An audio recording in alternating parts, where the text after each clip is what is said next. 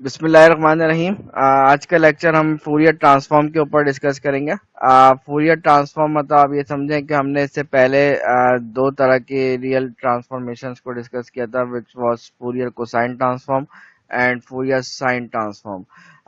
ये जो हमारे पास complex form of Fourier integral यानी कि जो हमारे पास फूरियर ट्रांसफॉर्म है, ये complex form of the Fourier integral से डेवलप होती है। कैसे डेवलप होती है? इसकी एक डेरिवेशन है। पहले हम डेरिवेशन को देख लेते हैं, फिर हम इसके एग्जांपल्स वगैरह के ऊपर आएंगे। सबसे पहले आप रिकॉल करें, हमारे पास फूरियर इंटीग्रल की जो फॉर्म थी वो ये थी, F of X is equal to this thing, और इसमें जो कोफिशिएंट्स ए और बी है उनके फॉर्मूलाज जो है वो ये लिखे हुए थे हमारे पास। अगर मैं इन फॉर्मूलाज ए और बी के फॉर्मूलाज को इस में यूज कर लूं इस इक्वेशन के अंदर, तो हमारे पास ये फॉर्म बन जाती है। मतलब ये है कि इसमें आप जो है इन दोनों फॉर्म में एफ ऑफ बी कॉमन है, कॉमन मैंने बाहर निकाल लिया, और बाकी जो हमारे पास कॉस और साइन वाली टर्म्स थी उसको अंदर रख दिया। अब अगर आप देखें, ये जो मेरे पास ब्रैकेट लिखा हुआ है स्क्वायर ब्रैकेट, इस स्क्वायर ब्रैकेट के अंदर कॉस अल्फा माइनस बीटा का फॉर्मूला इधर अप्लाई हो रहा है। तो कॉस अल्फा माइनस बीटा का फॉर्मूला अगर मैं यहाँ पे यूज कर लूंगा, तो हमारे पास जो फॉर्म बन जाएगी वो ये फॉर्म बन जाएगी।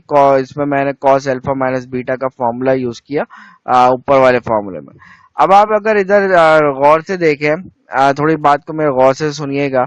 ये जो मेरे पास ब्रैकेट लिखा हुआ है, अगर मैं इसमें विद रिस्पेक्ट टू डब्लू बात करूं, वी को एक हमें के लिए छोड़े, विद रिस्पेक्ट टू डब्लू बात करूं, तो ये मेरे पास जो फंक्शन है ब्रैकेट के अंदर, ये this is an even function, because ये जो एफ स्मॉल एफ फंक्शन दिया हुआ है, this small F function is depending on V not on W.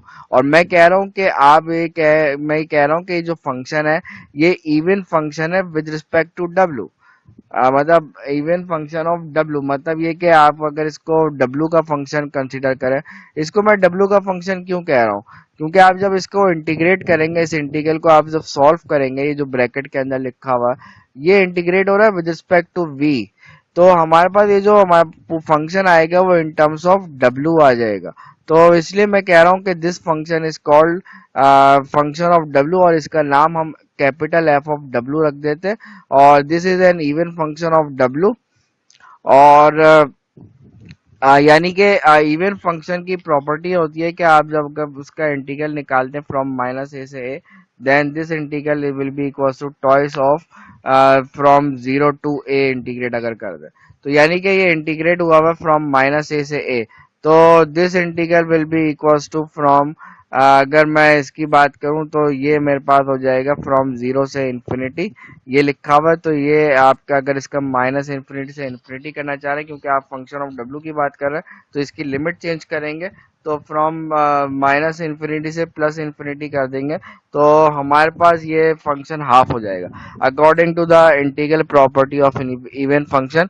तो हमारे पास ये फॉर्म आ जाएगी। ये इवन फंक्शन की प्रॉपर्टी मैंने यूज किया। मतलब मैं ये कह रहा हूँ कि ये जो ब्रैकेट है ये विद रिस्पेक्ट टू डब्ल्यू अगर आप देखें ये इवन फंक्शन है, और विद रिस्पेक्ट टू डब्ल्यू क्यों देख रहे हैं? Because this integral is with respect to W, तो इसलिए मैं विद रिस्पेक्ट टू डब्ल्यू कह रहा हूँ। तो ये मेरे पास एक फॉर्म आ गई। ये मेरे पास जो इक्वेशन नंबर वन बनी है, इसको इक्वेशन नंबर वन का नाम दिया हुआ। ये इक्वेशन नंबर वन को अगर आप देखें, ये इसके अंदर कॉस यूज हो रहा है, और ये कॉस के बारे में हमें पता है कि this is an even function, और मैं अगर इसके रिस्पेक्ट से बात करूं डब्ल्यू के रिस्पेक्ट से, तो ये इवन फंक्शन है, तो इसलिए इस पे ये प्रॉपर्टी मैंने यूज कर ली।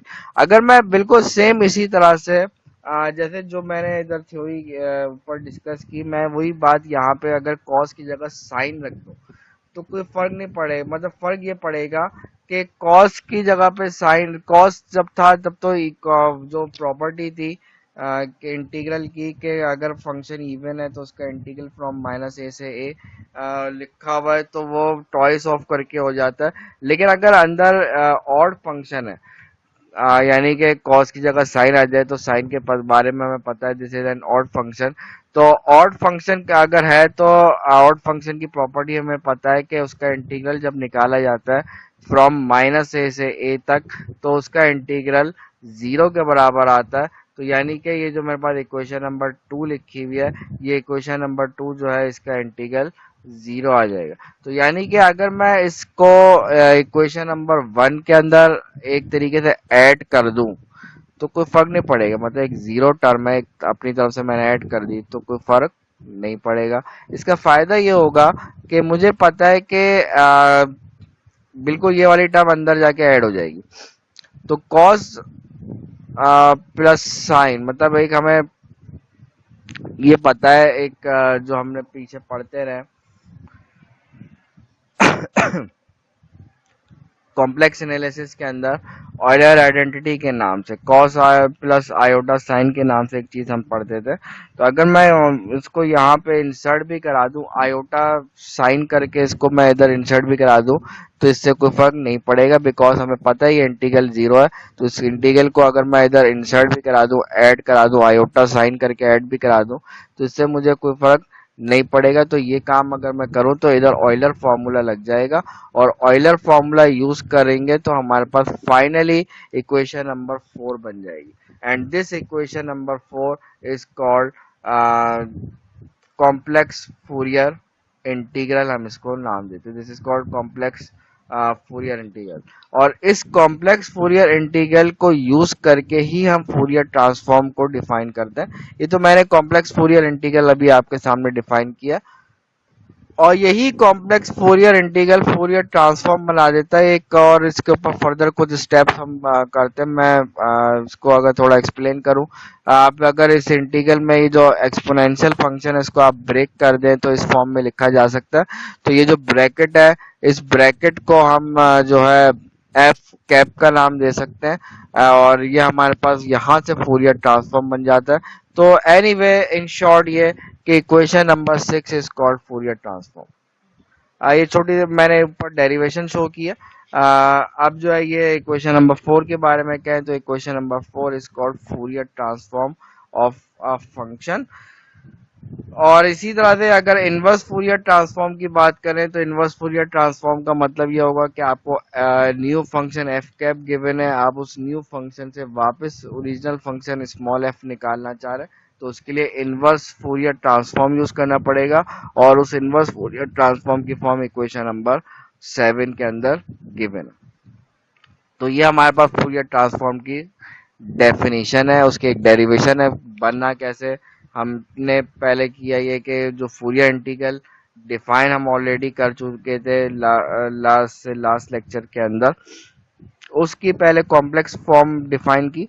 After defining that complex form of Fourier integral, हमने उसके अंदर कुछ और छोटी सी वर्किंग, थोड़ी सी एक दो स्टेप की वर्किंग की, तो हमारे पास फूरियर ट्रांसफॉर्म जो है डेवलप हो गया। तो जिस तरह मैंने आपसे फूरियर एनालिसिस के शुरू में कहा था कि सबसे पहले फूरियर सीरीज से हम बात स्टार्ट करते हैं, देन फूरियर सीरीज जो है फूरियर इंटीग्रल बनाती है, और फिर इसी तरह से फूरियर इंटीग्रल के अंदर कुछ खास तरह की वर्किंग करते हैं, कुछ खास तरह की सब्स्टिट्यूशन करते हैं, तो फूरियर ट्रांसफॉर्म बन जाती है। तो ये काम आपने यहाँ पे देखा कि फूरियर इंटीग्रल से फूरियर ट्रांसफॉर्म हमने फॉर्म की है। तो अब तक जो हमने तीन तरह के ट्रांसफॉर्मेशन डिस्कस किया, अभी इसके ऊपर और भी हम फर्दर डिस्कशन करते हैं। तो मैं आपको ये बता रहा हूँ कि हमने जो इनके ऊपर डिस्कशन किए हैं तो इनके कुछ फॉर्मूलाज हैं। मैं ये नहीं कह रहा कि इन फॉर्मूलाज को आप मेमोराइज करें, मेमोराइज कर लें तो बहुत ही अच्छी बात है, लेकिन बहरहाल मैं अभी ये बात नहीं कर रहा आपसे मेमोराइज करने वाली। ये हमारे पास कुछ टेबल्स हैं, इन टेबल्स के अंदर फूरियर कोसाइन ट्रांसफॉर्म और फूरियर साइन ट्रांसफॉर्म के फॉर्मूलाज लिखे हुए।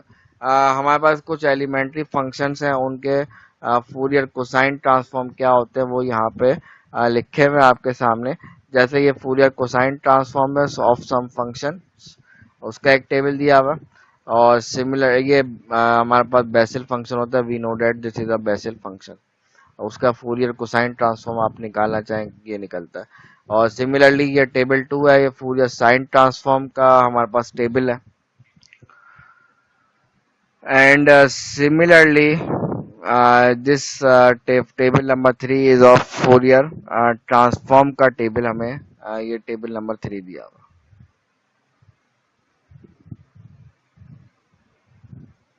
तो ये तीन टेबल हैं जो अभी तक हमने तीन तरह की ट्रांसफॉर्मेशन हो चुकी है, फूरियर कोसाइन, फूरियर साइन और फूरियर ट्रांसफॉर्म। तो उनका वैसे तो फॉर्मूला हमें बाय डेफिनेशन देखा है कोई इंटीग्रल ट्रांसफॉर्म है, लेकिन वो इंटीग्रल ट्रांसफॉर्म जो है कुछ एलिमेंट्री फंक्शन के इन्होंने टेबल बना के भी दिखा दिया कि अगर आप उनके फूरियर ट्रांसफॉर्म निकालना चाह रहे हैं, अगर इस फॉर्म का कोई फंक्शन आ जाए तो फ्रॉम टेबल आप डायरेक्टली उसका फूरियर ट्रांसफॉर्म निकाल सकते हैं। As far as linearity of Fourier transform is concerned, just like हमने जैसे कहा था कि Fourier cosine transform, Fourier sine transform और Fourier transforms, ये तीनों ट्रांसफॉर्म जो है इंटीग्रल ट्रांसफॉर्म्स हैं, और इंटीग्रल के बारे में हम पता है कि वो एक लीनियर ऑपरेटर होता है। That's why all the transform are जो है ये लीनियरिटी की कंडीशन सेटिस्फाई करते हैं। तो ये जो फूरियर ट्रांसफॉर्म है ये भी just like Fourier cosine transform और फूरियर साइन ट्रांसफॉर्म, ये भी लीनियरिटी की कंडीशन को होल्ड करता है। तो हमारे पास ये फिलहाल मैं आज के लेक्चर को यहीं पे स्टॉप कर रहा हूँ। इसके ऊपर हम फर्दर डिस्कशन आगे जाके करेंगे। हम जो है इस पे कन्वोल्यूशन का टॉपिक जो है वो इंशाल्लाह डिस्कस करेंगे।